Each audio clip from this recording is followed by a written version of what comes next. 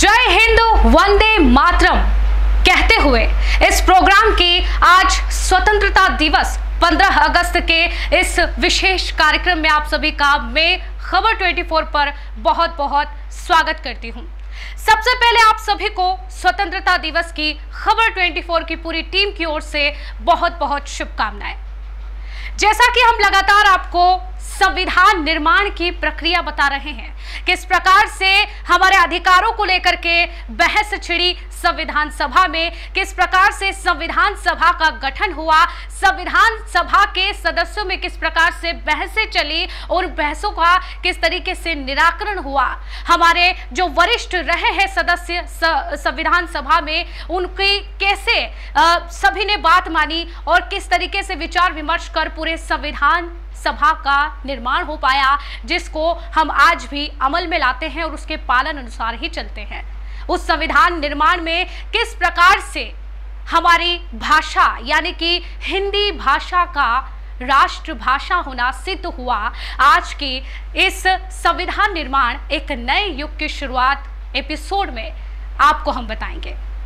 जब एक देश के विभिन्न भागों में लोग अलग अलग भाषाएं बोलते हों, उनकी सांस्कृतिक विरासत अलग हो, तो एक राष्ट्र का निर्माण कैसे किया जा सकता है?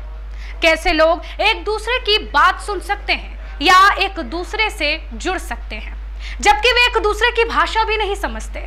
संविधान सभा में भाषा के मुद्दे पर कई महीनों तक बहस हुई और कई बार काफी तनातनी पैदा हो गई। 30 के दशक तक कांग्रेस ने यह मान लिया था कि हिंदुस्तानी को राष्ट्रीय भाषा का दर्जा दिया जाए। महात्मा गांधी का मानना था कि हर एक को एक ऐसी भाषा बोलनी चाहिए जिसे लोग आसानी से समझ सके।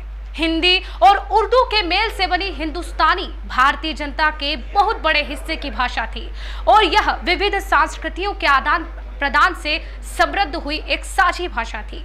जैसे जैसे समय बीता, बहुत तरीके स्रोतों से नए नए शब्द और अर्थ इसमें समाते गए और विभिन्न क्षेत्रों के बहुत सारे लोग समझने लगे। महात्मा गांधी को लगता था कि यह बहुसांस्कृतिक भाषा विविध समुदायों के बीच संचार की आदर्श भाषा हो सकती है। वह हिंदू और मुसलमानों को, उत्तर और दक्षिण के लोगों को एकजुट कर सकती है।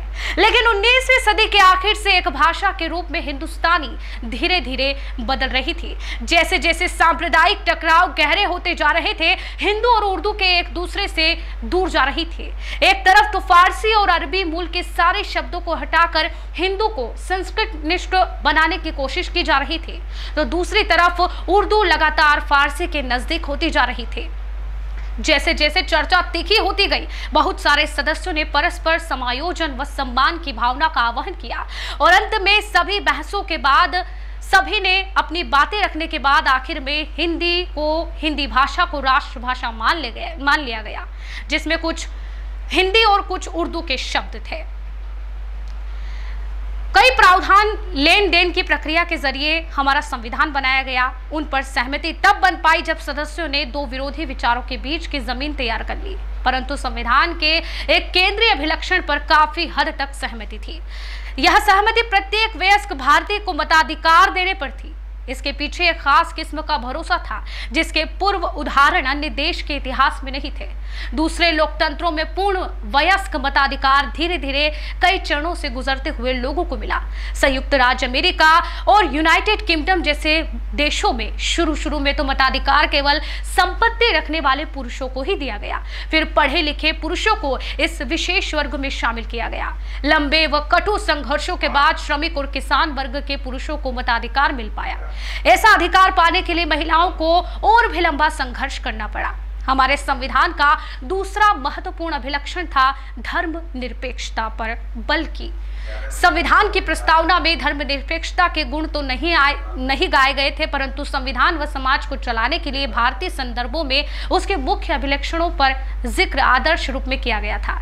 ऐसा मूल अधिकारों की श्रृंखला को रचने के लिए जरिए किया गया। विशेषकर धार्मिक स्वतंत्रता अनुच्छेद 25 से 28, सांस्कृतिक व शैक्षिक अधिकार अनुच्छेद 29 व 30, समानता के अधिकार अनुच्छेद 14, 16 और 17 राज्य ने सभी धर्मों के प्रति समान व्यवहार की गारंटी दी और उन्हें हितैषी संस्थाएं बनाए रखने का अधिकार भी दिया।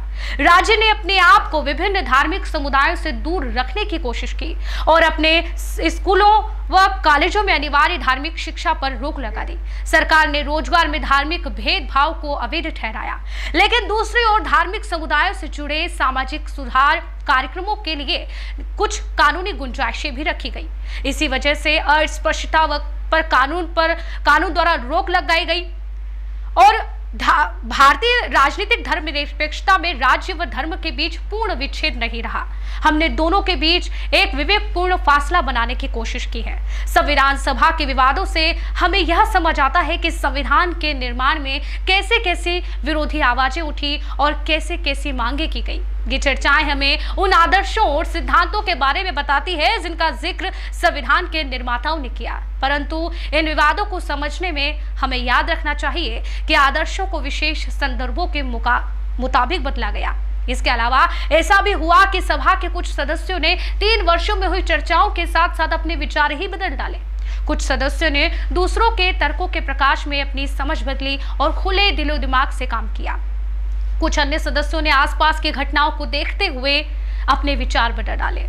इस प्रकार भारत का संविधान को दिसंबर 1946 से नवंबर 1949 के बीच सूत्रबद्ध किया गया और आज भी हम उस संविधान के जरिए चलते हैं। हमारे जो अधिकार हैं संविधान में निहित है और उन अधिकारों के जरिए ही आज हम स्वतंत्र रूप से आज़ादी से हमारे अधिकारों को लेते हुए जी रहे हैं, स्वतंत्र जी रहे हैं।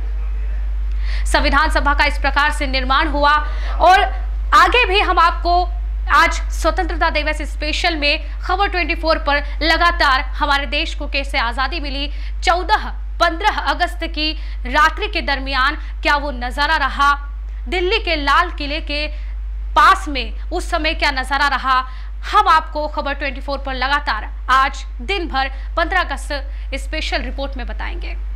हमारे साथ खबर 24 पर बने रहिए।